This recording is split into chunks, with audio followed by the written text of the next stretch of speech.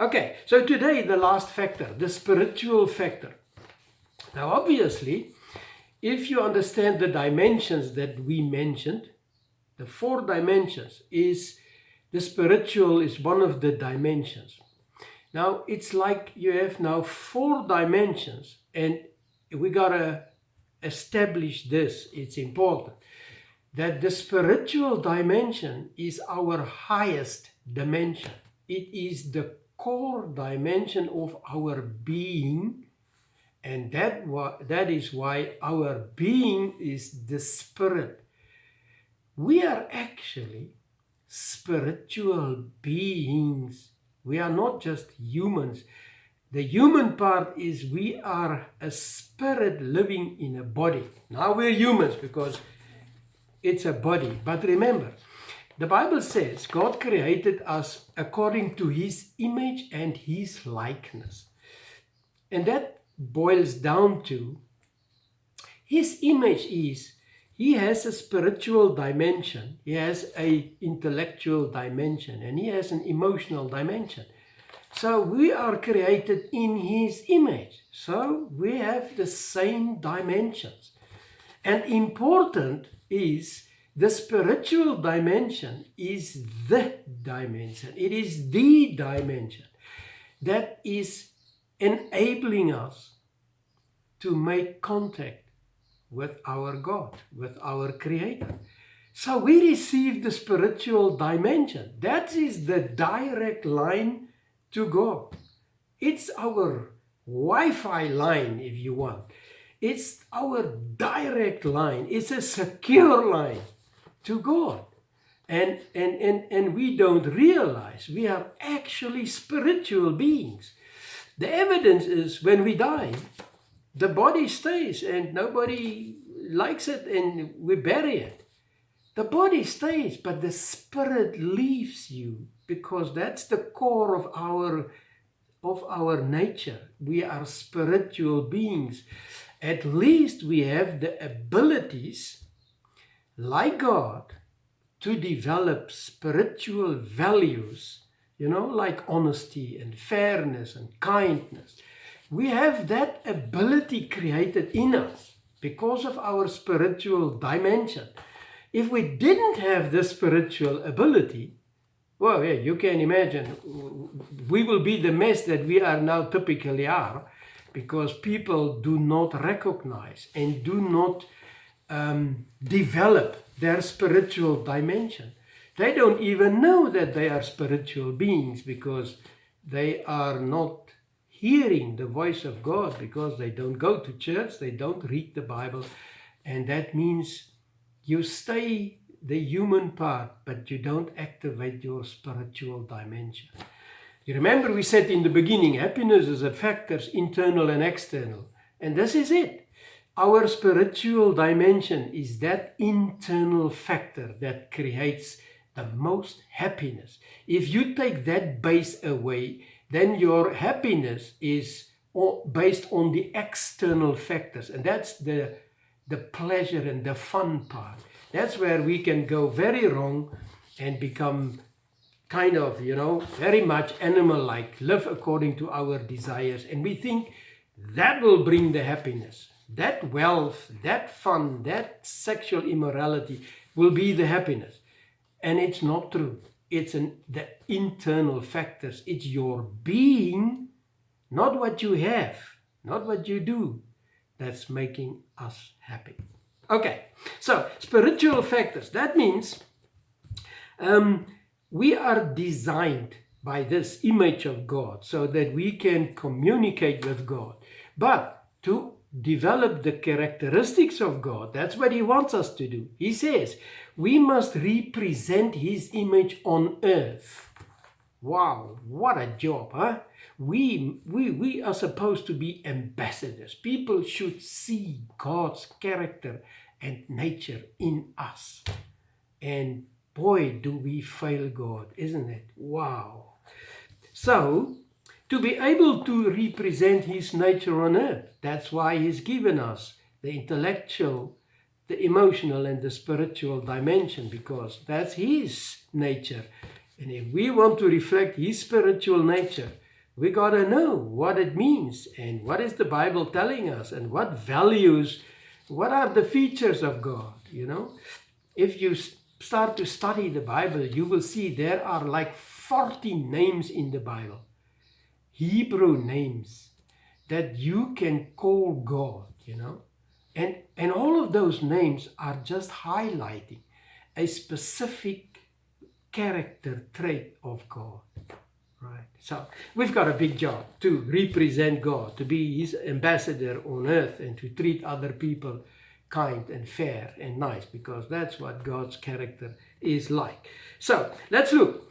How does our spiritual dimension contribute to our happiness? All right, here it is. Now, if you know that your identity is kind of like God's character, you've got the ability to be like God. That means your identity and your self-image should be built on the character values of God. If you do that, then you will have a positive self-image. You will have an identity that's giving you worth, because you know, I am a child of God. I'm a child of the Creator. He created me. He designed me like He designed everything on earth, from the smallest to the universe. Everything is designed purposefully. And our purpose as humans is to represent His character and His love on earth. And then we will have an identity and feel worthy, because we've got a power. We've got a Father in heaven that is, almighty, omnipresent, omniscient. It's just amazing, You are the child. You are the inheritance comes to you if you live according to your Father's will. You can have an inheritance of going and live with Him in heaven and not going to hell and live with the devil, if you choose to be really His child. But you got to live by His rules to be His child. Okay, so your identity is based on spiritual values. That gives you a hell of a confidence, a hell of a feeling of worthy person, because you know your Father's properties are in you. Secondly, if you trust in the power and the love and the promises of the Creator, do you know what it means to your peace in heart? It means you have very little worries, because, of course, there are worries, but you put the worries at the feet of your Father. You say, God, I'm struggling with this. Father, I can't handle this. Please help me. Please give me wisdom. Please show me. Please tell me what to do, what to say, where to go. And it takes the worries off you, and because you share it with your Father and you ask Him for help and advice.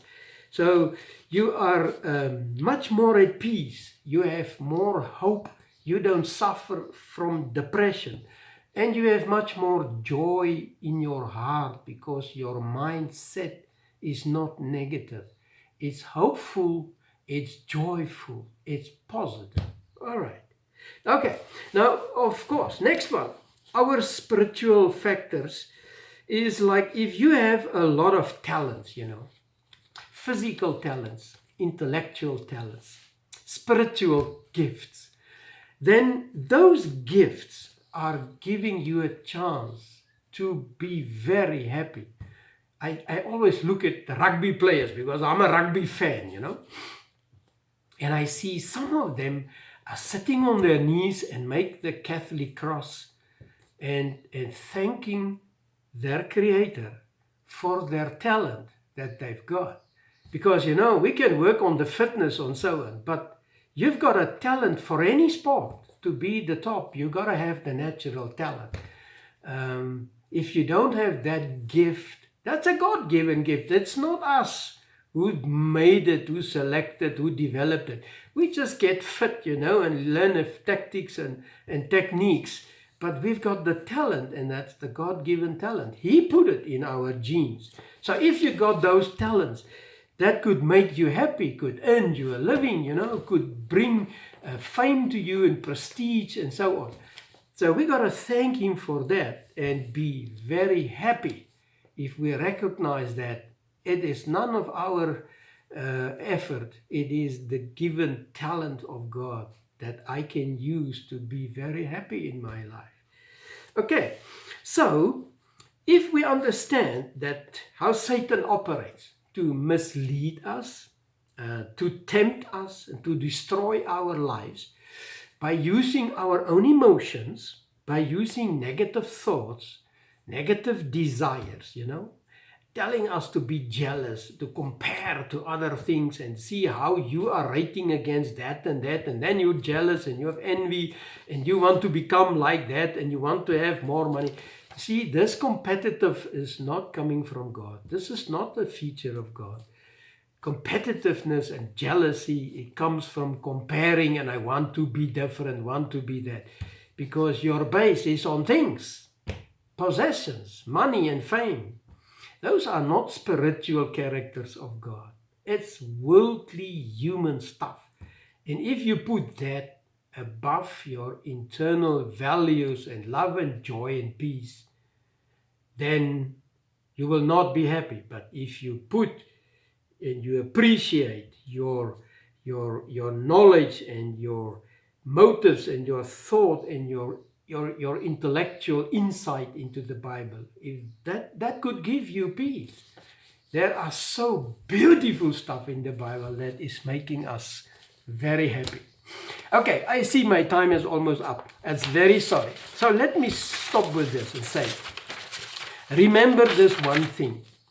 We are designed to find our fulfillment and our meaning in life by being in an intimate relationship with God. He placed that desire in us. That's why we run around to find the thing that will satisfy that. And then we think it's the earthly stuff, and it isn't. You must find God. You must have an intimate relationship with Him and call Him your Father and talk to Him and cry at His feet. And then you will find the happiness. And that's because He designed us to go to Him to find the real happiness. So if you don't do that, if you don't understand that, no money, no nothing on earth, no wealth, fame and pleasure can take the place of finding God and be happy in a relationship with Him. Okay, so God bless. Until next time. I think next time we talk about the 40 questions you got to ask to select the right marriage partner. And now that you know, you can go and make some changes in your life on the 4 areas, and it should bring you more happiness. God bless and goodbye.